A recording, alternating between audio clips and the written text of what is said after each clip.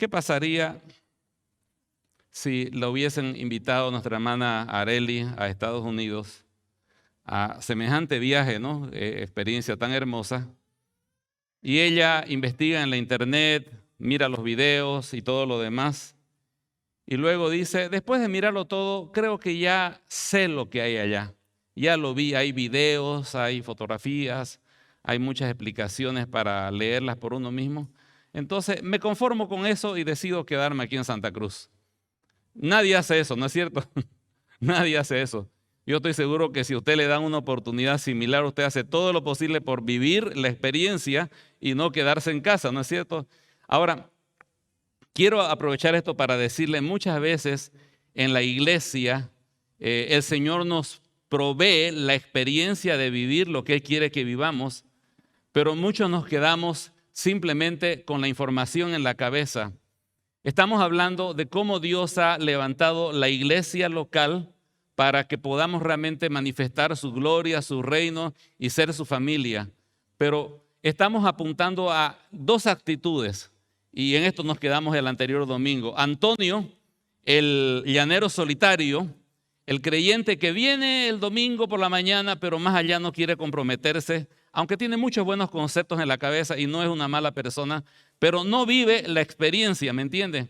En cambio, lo contrastábamos con Bernabé, aquella persona que se ha comprometido con el Señor y con su iglesia local, para nosotros la comunidad Esperanza Viva, y vive la experiencia y comprende en otra dimensión, en una dimensión experimental, todo lo que la palabra del Señor enseña acerca de la iglesia. ¿Y usted quién es? ¿Antonio el llanero solitario o Bernabé el miembro comprometido? De eso se trata y hemos estado hablando de algunas cosas importantes para poder entender. Hemos hablado de que por qué es importante mi iglesia local, por la cobertura que da el Nuevo Testamento a la iglesia. Cada vez que usted encuentra la palabra iglesia aquí en este libro, 3 de cada 4 se refieren a la iglesia local. En otras palabras, 3 de cada 4 son versículos que usted podría aplicarlos aquí dentro de la comunidad cristiana Esperanza Viva. Por otro lado, ¿por qué es importante la iglesia local? Porque nos ayuda a poner en práctica toda la teoría que tenemos. Podemos decir que la iglesia es el redil del Señor, que es ¿cómo se llama? La vid y los pámpanos, que es la esposa de Cristo, el cuerpo de Cristo, un reino de sacerdotes, bla, bla, bla, bla. Pero si no participamos de una iglesia local, nunca vamos a entender en términos prácticos qué significa eso. Y hoy día vamos a hablar acerca de que la iglesia local es importante porque es la provisión que Dios me da para mi crecimiento espiritual. Dicho de otra manera, sin una iglesia local, mi crecimiento sería tan deficiente como el de un niño si no tuviese una familia. Así de simple. Necesitamos de una iglesia local. Pero antes sería bueno que podamos un poquito ver qué es la iglesia local.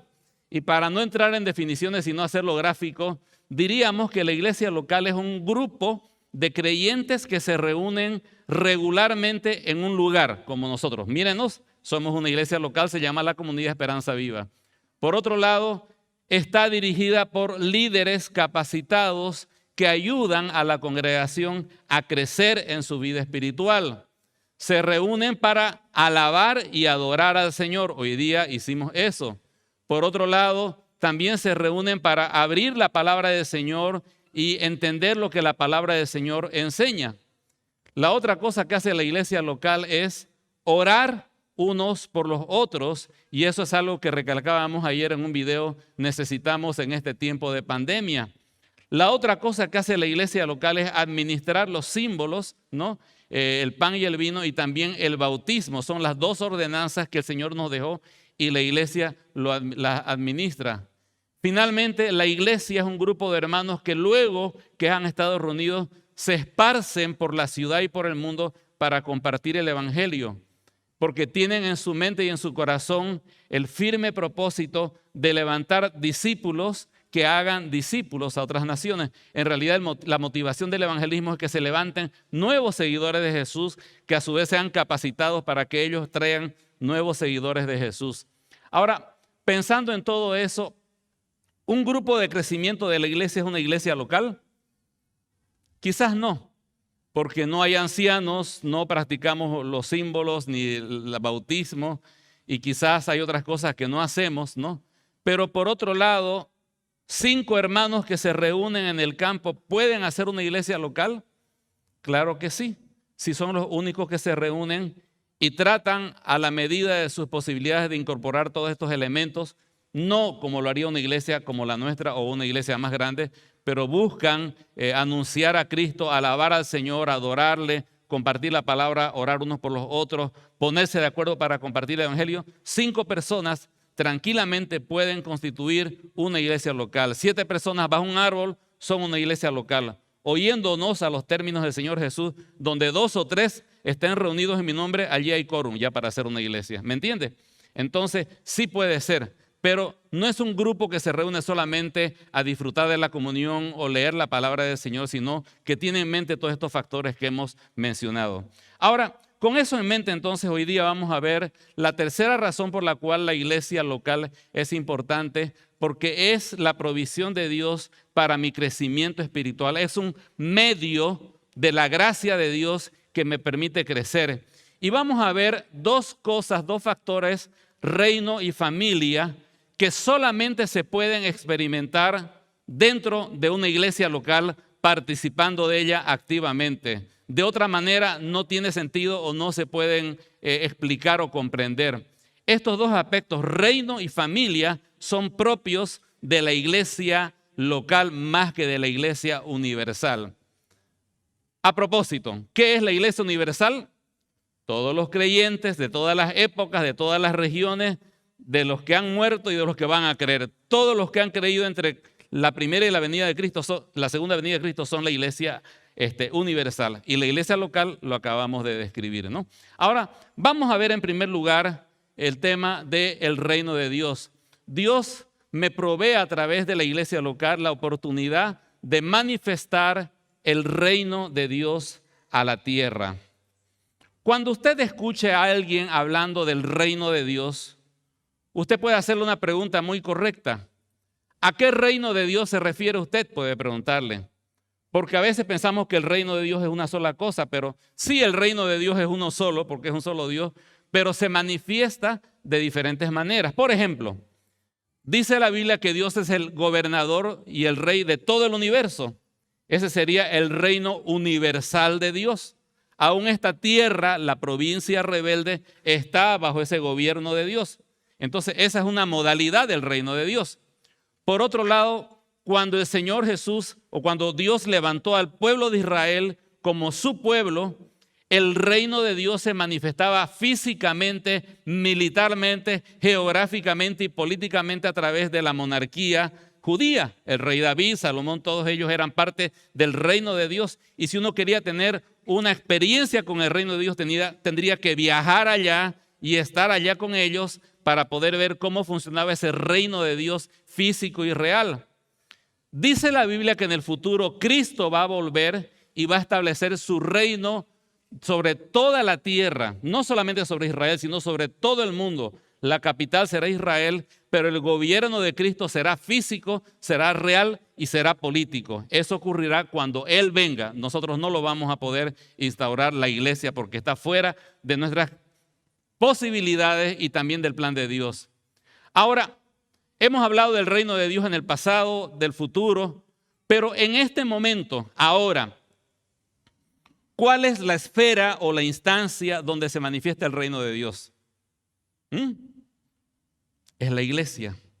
La iglesia en este momento manifiesta el reino de Dios. Haciendo un poquito de repaso, para hablar de reino, tenemos que hablar de un gobernante, tenemos que hablar de gobernados y de un territorio. Eso hace un reino. En este momento, Cristo es el rey. ¿Quiénes son los súbditos de ese reinado? Nosotros, los que hemos creído en Jesús. ¿Y cuál es el territorio?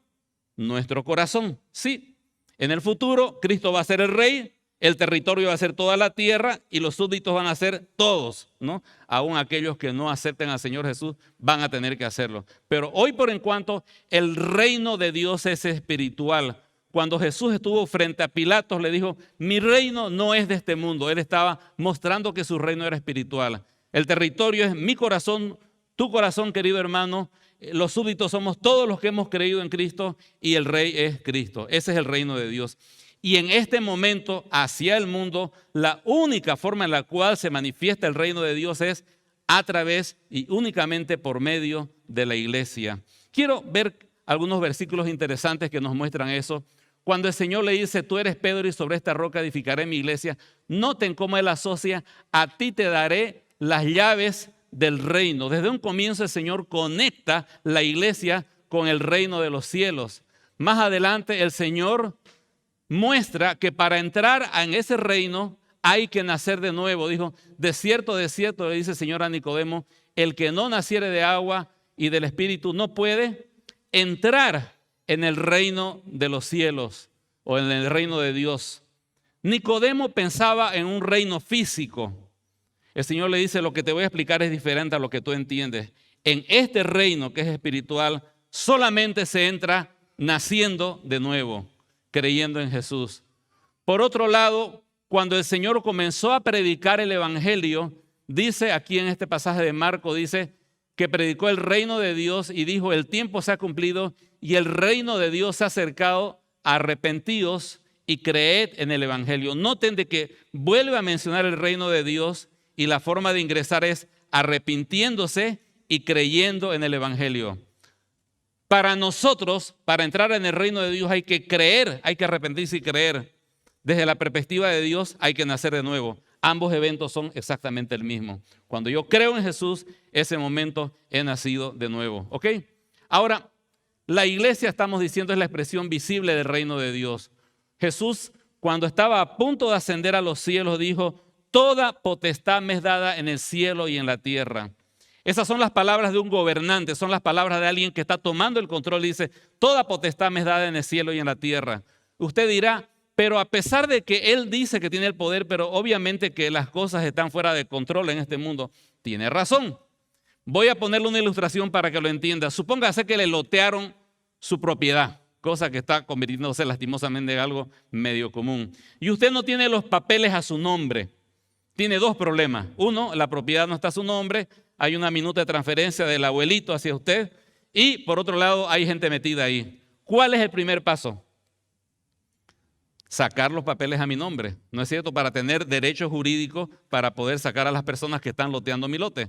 El Señor, cuando murió en la cruz, recuperó los derechos jurídicos sobre esta tierra que nosotros le entregamos cuando pecamos, cuando Adán y Eva pecaron y le entregaron a Satanás el cetro de este mundo. El Señor recuperó su derecho jurídico sobre esta tierra, pero el loteador sigue adentro todavía, ¿no es cierto? Y llegará el momento en que salga. Pero por en cuanto el Señor recibe todo poder en el cielo y en la tierra para manifestar su reino espiritual a través de la iglesia. Ahora, cuando Pedro predica el evangelio, no sé si cuando Pedro predica o Pablo predica el evangelio en Colosenses 1:13, dice textualmente que el Señor nos ha librado de la potestad de las tinieblas y nos ha llevado ¿a dónde? Al reino de su amado Hijo. En otras palabras, cada persona que nace de nuevo es sacada de un reino, el reino de las tinieblas, y lo colocada en el reino del Señor Jesucristo. Una gran pregunta que usted puede hacerse: ¿a cuál de los reinos pertenezco yo? Finalmente, cuando Pedro predicó en el comienzo de la iglesia, noten que la predicación que él dio, el énfasis fue: ustedes crucificaron, que a este Jesús a quien vosotros crucificaste, Dios le ha hecho Señor y Cristo. Noten que él no está diciendo, gracias a la muerte de Cristo hay perdón de pecados. Lo que él está diciendo es, ustedes son culpables de crucificar al Rey. Básicamente ese es su primer mensaje de Pedro. Y establece al comienzo de la iglesia de que Cristo es el soberano. Con todos estos versículos, lo único que he querido hacer, queridos hermanos, porque hay muchísimos más, es mostrarles algo muy sencillo: que la iglesia es la expresión visible del reino de Dios en este momento. En este momento el reino de Dios no lo vamos a obtener poniendo un presidente cristiano. Me encantaría que hubiese cristianos, senadores, diputados, presidentes, sería lo mejor. pero no vamos a traer el reino de Dios de esa manera. El reino de Dios en este tiempo se manifiesta a través de la iglesia, a través de personas que han sido salvadas, han sido renacidas por medio de la obra del Espíritu Santo. Entonces la iglesia, pero todo ese concepto etéreo, subjetivo de que la iglesia es la manifestación del reino de Dios, se hace visible y tangible cuando la iglesia se reúne y cuando la iglesia local actúa como lo hemos hecho hoy. Ahora, usted sabe que para entrar a un reino tienen que pasar dos cosas. Uno, tiene que haber el acuerdo de ese reinado de aceptarle a usted. Y segundo, usted quiere o debe querer tener el deseo de ser ciudadano de ese país. Por ejemplo, supongamos que nuestra hermana Arely decide ser americana. Ella desea tener la ciudadanía americana y ella la solicita. Bueno, ella puede desearla, pero para que se la den, tienen que ocurrir ciertas cosas. Pero básicamente el gobierno de los Estados Unidos, por alguna razón, debería decir, bueno, sí queremos darle la ciudadanía a la señorita Arely como ciudadana americana, porque se casó con un americano. Bueno, eso creo que no va a ocurrir, espero que no, ¿no? Pero solamente estoy dando un ejemplo. Tiene que haber un acuerdo de parte de ese reinado de darle la ciudadanía a la persona. Y por otro lado, la persona tiene que querer también ser parte de ese reino. Ahora, cada vez que una persona cree en Jesús, Dios le otorga el rol y la identidad de súbdito del reino. Le hago una pregunta. ¿Ha creído usted en Jesús? ¿Ha puesto en Él su confianza como su Salvador? Entonces usted ha sido declarado un súbdito del reino de Dios. Cristo es su rey y usted es un súbdito. Usted es una sierva de ese reinado. Pero ¿cómo la iglesia local manifiesta eso? Lo hace a través de dos formas: el bautismo y la transferencia. Cuando una persona dice yo quiero bautizarme, esa persona oficialmente está diciendo yo quiero ser parte del reino de Dios y lo manifiesto a través de mi decisión de bautizarme. En otros casos, la persona se traslada de otra iglesia y dice yo quiero trasladarme y ser parte de esta iglesia. Muchos de ustedes transfirieron su membresía de otras iglesias a la nuestra y han sido reconocidos como parte de nuestra iglesia, la Comunidad Cristiana Esperanza Viva. Entonces, la iglesia, ¿qué hace? Acredita de que esa persona realmente se ha identificado por los medios correctos como parte del reino de Dios. No es que la iglesia nos hace parte del reino de Dios, sino acredita. Voy a poner un ejemplo. Supóngase que usted va a Brasil y pierde sus documentos. Lo primero que usted va a hacer es ir a la embajada de Bolivia en Brasil y solicitar un documento que acredite que usted es boliviano. De lo contrario, tendría problemas. Ahora, ¿la embajada lo hace usted ciudadano boliviano o la embajada lo acredita? Lo segundo, ¿no es cierto? La embajada le da un documento que acredita porque a usted lo hace boliviano el haber nacido en Bolivia, ¿no es cierto? De la misma manera, yo soy parte del reino de Dios por nacimiento espiritual, pero quien acredita esa identidad es la iglesia local. Reconoce, sí, nuestro hermano ha sido bautizado, lo reconocemos como miembro de nuestra iglesia. Él es parte del cuerpo de Cristo, él es parte del reino de Dios en la tierra en este momento. O sí, nuestro hermano asistía a tal iglesia, pero solicitó venir acá y todo está en orden, nuestro hermano es parte de esta iglesia. Y mientras la persona se mantenga dentro de los parámetros de Dios, esa persona, la iglesia, la acredita como un miembro. Muchas veces me llaman personas y me preguntan, quiero preguntarle de alguien que va a su iglesia, ¿no? Quiero preguntarle del hermano Elio. Ay. No. Quiero preguntarle de algún hermano. Y me pasó esta semana, de verdad me pasó, ¿no? Me pasó con una situación muy particular. Y tuve que decirle, mira hermano, esta persona asiste a nuestra iglesia, pero por la forma que se está conduciendo posiblemente no sería bueno considerarlo como un hijo de Dios porque su testimonio quizás en este momento no es recomendable. Y hay que decirlo, ¿no es cierto? Porque el reino protege a sus súbditos y los súbditos tienen que andar en función a sus leyes que Dios les ha dado. Entonces, la iglesia local hace eso, acredita nuestra membresía. Por otro lado, la iglesia local me provee la experiencia de participar en ese reino de Dios. Por ejemplo, ¿qué hemos hecho hoy día? Hemos cantado al Señor.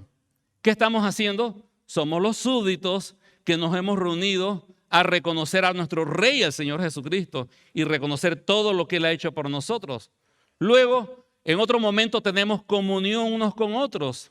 Allá afuera somos extraños. Oye, sos extraño, haces cosas extrañas, no vas con nosotros a ciertos lugares, no hablas de esta manera. Realmente parece que sos de otro mundo y realmente somos de otro reino, somos del reino de Dios.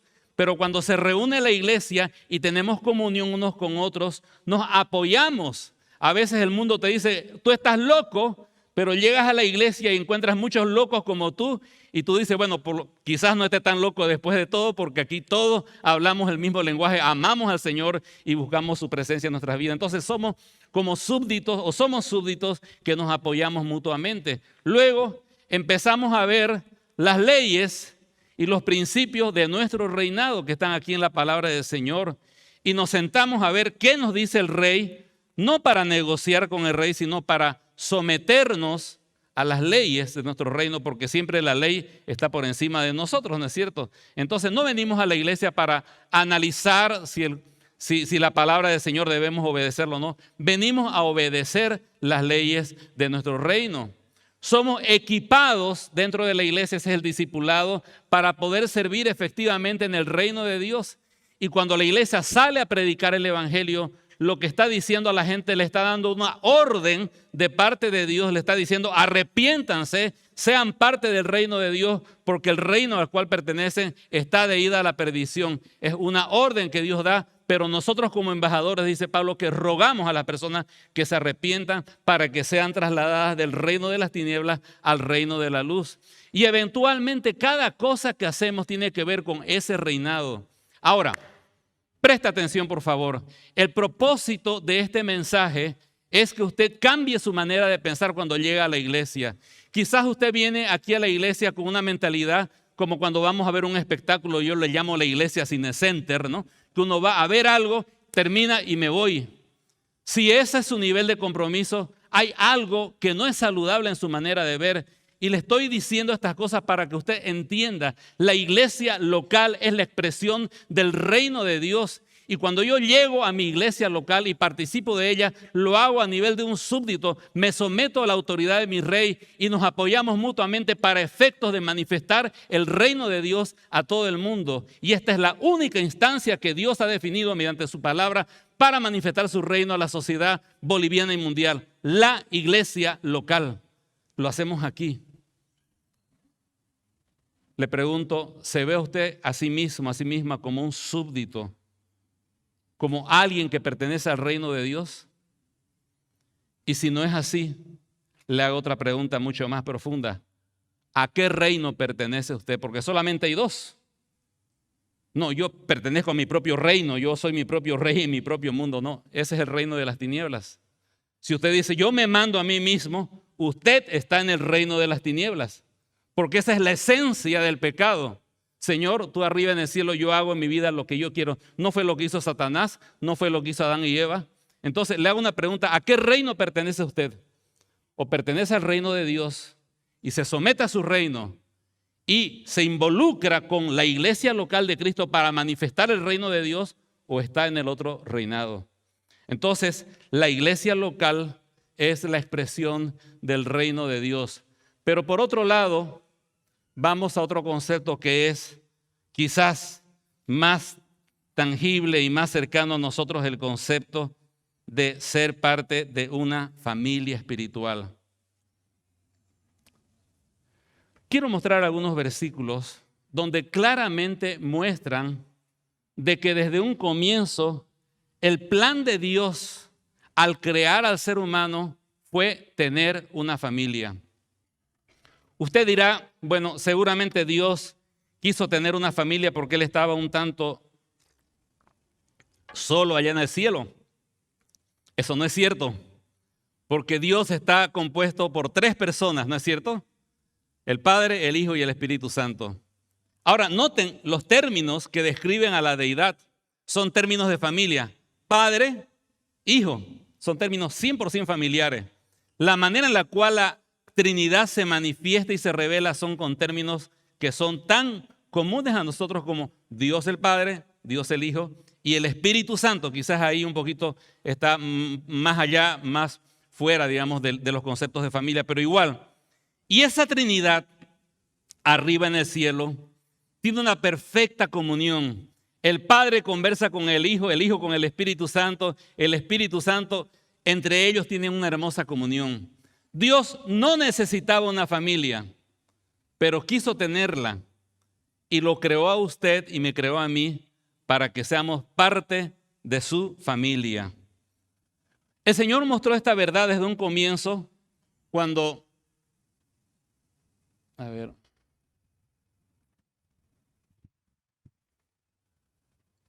cuando Él nos enseñó en el Padre Nuestro, vosotros pues oraréis así, Padre Nuestro.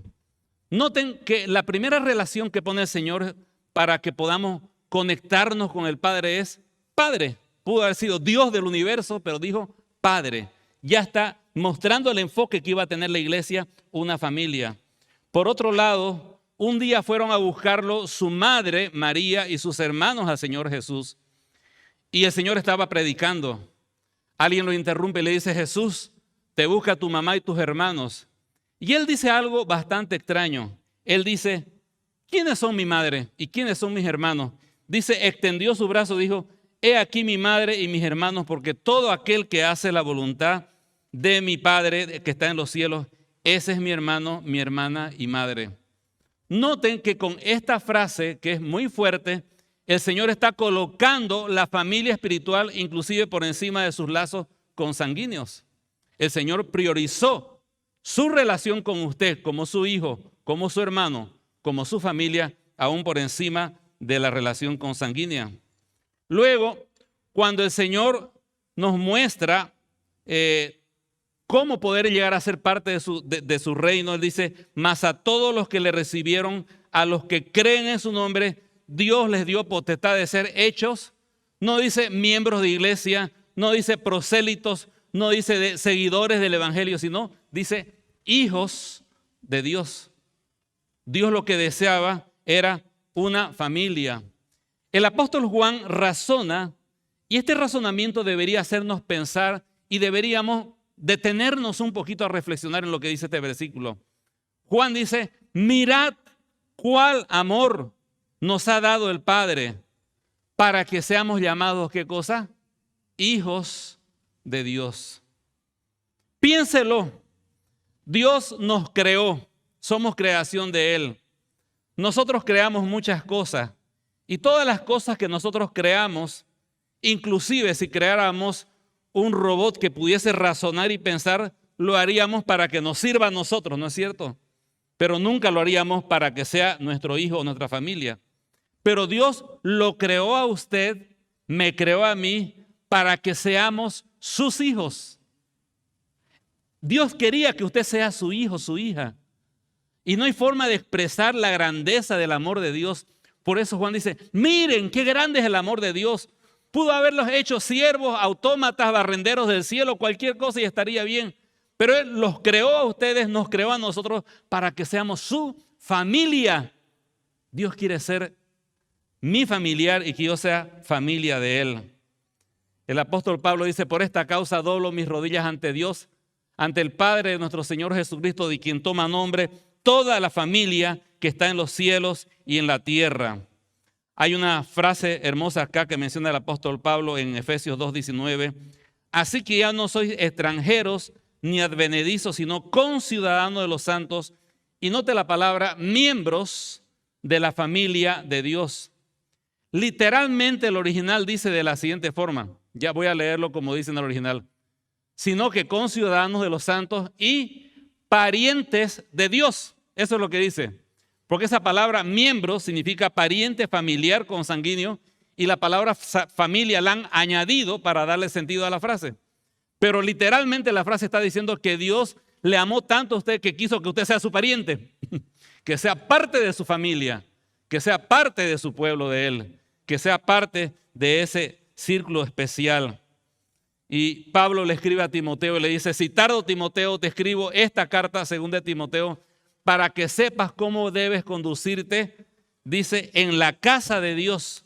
Y esta palabra casa también podía traducirse como familia. Habla de una familia extendida. En la casa del Dios, que es la iglesia del Dios viviente, columna y baluarte de la verdad.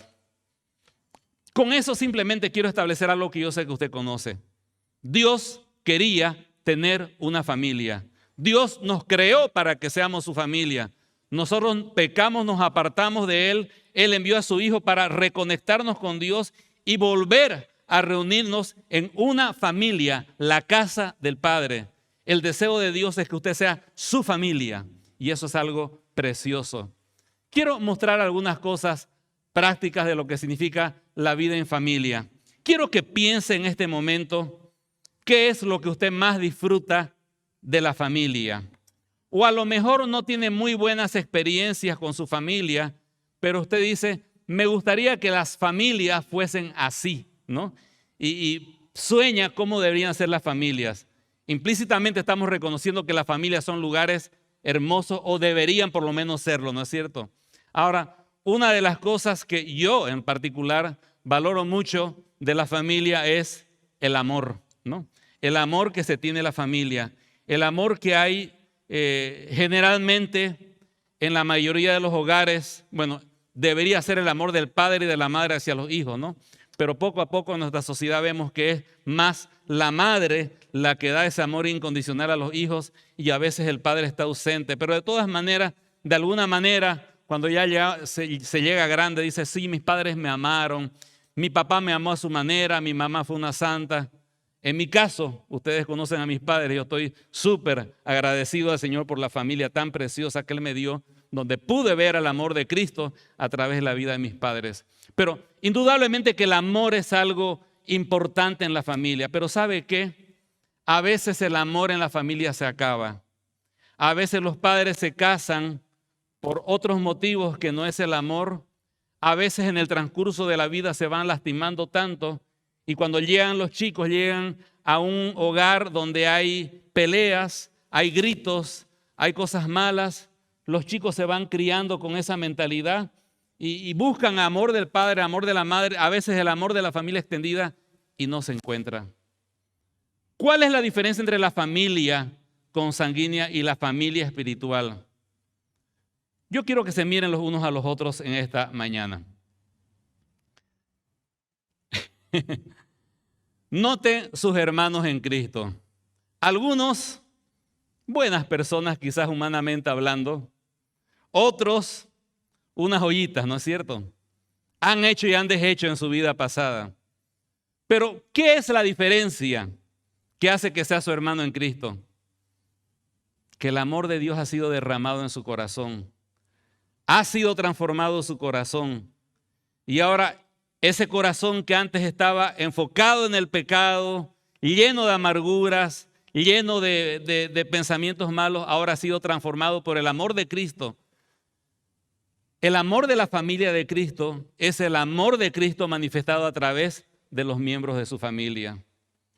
No siempre es un sentimiento bonito como en el día del amigo ayer, ¿no? Te quiero, amiguito, porque somos pinky, somos compadres y siempre siento algo bonito. No siempre es así, a veces es un amor práctico.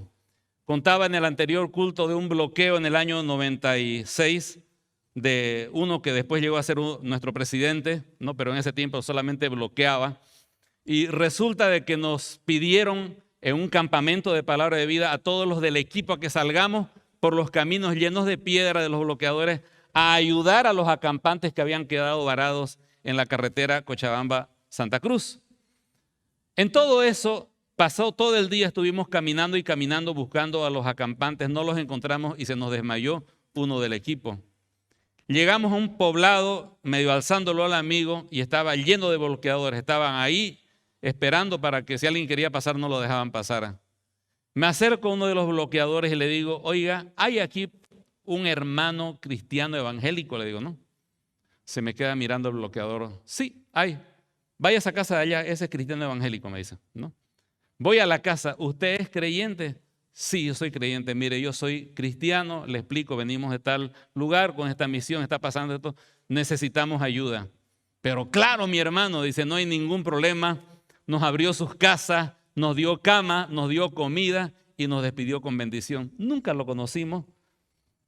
Capaz de que en este momento si lo viera no lo reconozco. Pero esa es la familia de Cristo. Ahora, esa es una de las tantas experiencias que Dios le da a uno cuando va a otros lugares y se encuentra con la familia del Señor. Hace 2 años atrás fui de paseo a Cochabamba y acabé entrando en cirugía para una cirugía mayor ahí, fuera de mis planes.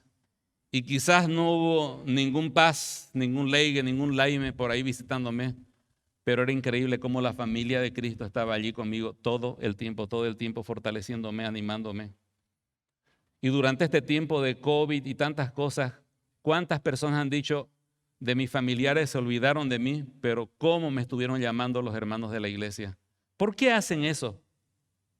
Porque el amor de Dios ha sido derramado en nuestros corazones. Y una de las cosas más preciosas de la familia de Dios es el amor uno para con los otros. La otra cosa es la comunión unos con otros. Nuestra familia física, finalmente, a veces hay separaciones, a veces hay divorcios, a veces los hijos abandonan el hogar, a veces los hijos no visitan al papá que está en el geriátrico. Finalmente vamos a morir. Pero esta familia espiritual, mírela bien, porque si usted es un hijo de Dios o una hija de Dios, va a durar toda la eternidad. Esta familia va a durar toda la eternidad. Y realmente Dios lo ha hecho de esa manera y es algo precioso. Dios quiso que sea una familia eterna. Dice Hebreos 2:10 de que Él quiso llevar muchos hijos a la gloria para toda la eternidad. Otra cosa hermosa de la familia es comer juntos, ¿no es cierto? Es algo lindo y hermoso. Siempre recordamos los momentos de comer algo en familia. Y si no lo tuvimos cuando éramos chicos, cuando nos casamos, queremos que realmente cada mediodía sea un festejo de comida, ¿no es cierto? Y las esposas se preocupan. Bueno, sabe que la iglesia también tiene su tiempo de alimentarse. Ahora nos estamos alimentando de la palabra del Señor. Cuando vamos a nuestros grupos de crecimiento, hay un alimento más importante a veces que la comida. A veces estamos satisfechos con la comida, pero hay una insatisfacción, ansiedad, preocupación, temor. Y ahí llega la palabra del Señor y va alimentando nuestro espíritu y nos va dando fortaleza.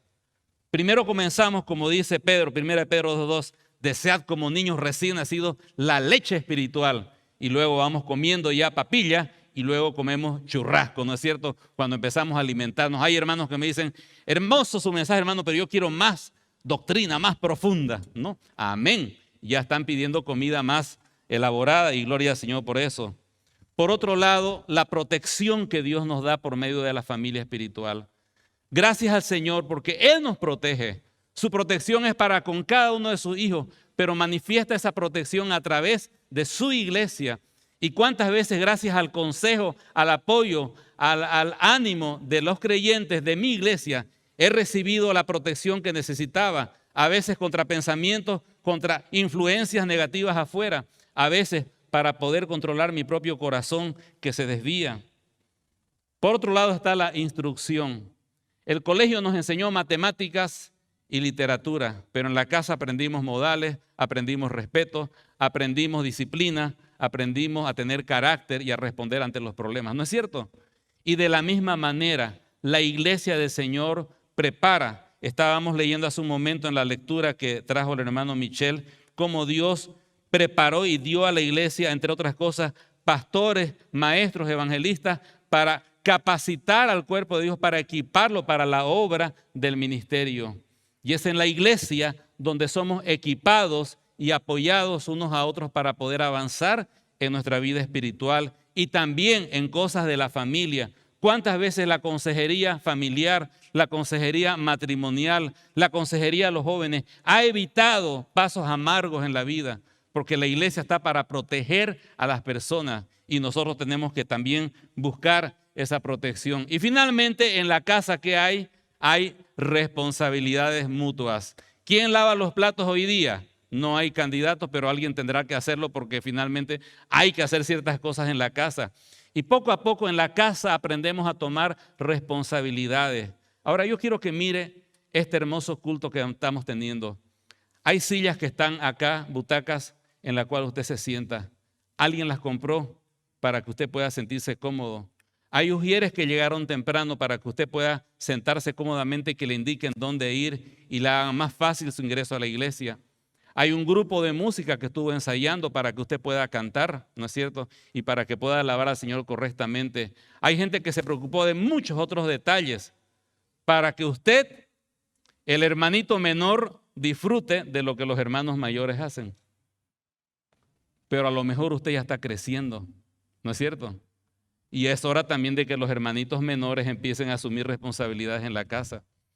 Y una de las cosas que tenemos que preguntarnos si somos familia del Señor es, ¿cuál es mi papel en esta iglesia? Y eso solamente lo vamos a entender en el contexto de una iglesia local. Quiero terminar esta parte con dos preguntas. ¿Tiene usted ese enfoque de la familia de Cristo al llegar a la iglesia? Hay dos enfoques. Enfoque Cine Center, ¿no? Voy a ver un espectáculo, veo, dejo algo allí y me retiro. Ese enfoque lo hemos traído por la tradición durante muchos años pasados, ¿no es cierto? Ahora le hago una pregunta. ¿Llega aquí con ese enfoque o llega a mi familia, mis hermanos en Cristo, a disfrutar de la comida que ellos han preparado, del tiempo de adoración que ellos han hecho, a poder disfrutar de la presencia del Señor, Dios el Padre aquí, los hijos alrededor, teniendo un tiempo en familia? Vengo con esa mentalidad de venir a mi familia y en este caso particularmente a la comunidad cristiana Esperanza Viva. Y la segunda pregunta que quiero hacerle es, ¿estoy tomando mi lugar como miembro de esta familia? ¿Estoy asumiendo el rol que me toca asumir? ¿Qué es lo que me toca hacer a la edad espiritual que tengo? Los chiquititos se los alza, pero los más grandes ya comienzan a levantar y acomodar. Y los hermanos mayores cuidan a los menores. ¿Quién es el hermano mayor que lo cuida a usted? O cambio la pregunta, ¿a cuáles hermanos menores está usted ayudando a crecer en su vida espiritual? Finalmente, saquemos, por favor, mi querido hermano y hermana, saquemos de nuestra mente esa mentalidad de venir a la iglesia como un espectáculo. Veámosla como el reino de Dios al cual yo me someto y a través de este reino yo expreso el reino de Dios al mundo con mis hermanos en Cristo, pero también lo veo como mi familia en Cristo Jesús, en la cual crezco, recibo, doy, participo, interactúo. A veces me enojo, a veces me reconcilio, a veces las cosas no son como deberían, pero el Señor me ayuda a crecer a través de esas diferencias y poco a poco, como en toda familia, voy creciendo como miembro. ¿Por qué? Porque Dios quiso que yo sea su hijo. Él quiso que sea su familiar. Y si Él lo quiso, para mí es importante ser tal y actuar como tal y participar en la iglesia local como un hijo suyo, como una hija suya. Lo está haciendo. El desafío en esta mañana es que usted pueda integrarse con esa visión a la iglesia del Señor. ¿Qué tal si tenemos una oración para terminar? Amado Padre, gracias por este tiempo hermoso que hemos tenido, Señor. Añada bendición a su palabra, añada, Señor, comprensión espiritual y sobre todo, Señor, añada convicción de que somos una familia en Cristo. Somos la expresión de su reino, Señor. Y usted, Señor, nos ha colocado dentro de esta iglesia, Señor, la comunidad Esperanza Viva, para poder, Señor, manifestar, para poder expresar todo lo que usted, Señor, quiere que seamos. Ayúdenos, Señor, a ser una iglesia unida, una iglesia que viva, Señor, vibrante, una iglesia llena de su amor, una iglesia llena de su presencia, una iglesia que manifieste su gloria, su poder y su evangelio al mundo. Se lo pedimos en el nombre del Señor Jesús. Amén. Amén.